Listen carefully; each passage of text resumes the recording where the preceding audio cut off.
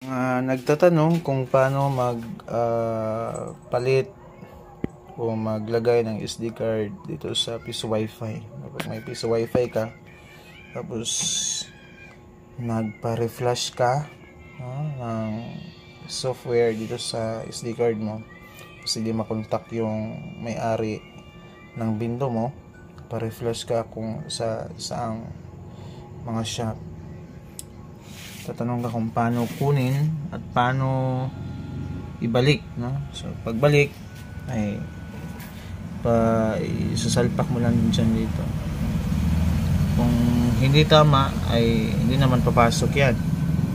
So idahan mo lang.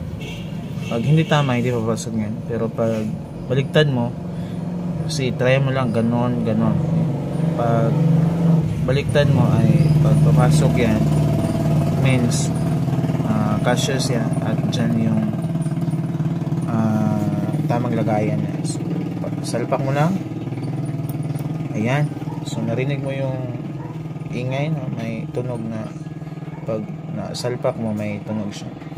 So okay na yun, goods na yun na balik na natin yung SD card. Pero kung gusto mo bigyan natin ng flashlight, gusto mo kunin, hawakan mo lang yan para hindi mag-move. Tapos press mo ito, press mo yan, ayan. So pag tumunog na yan, lalabas yung SD card yan. So safe na yan kunin. At kung gusto mo ibalik ay babalik mo lang. So yan, so ganun lang. Ayos.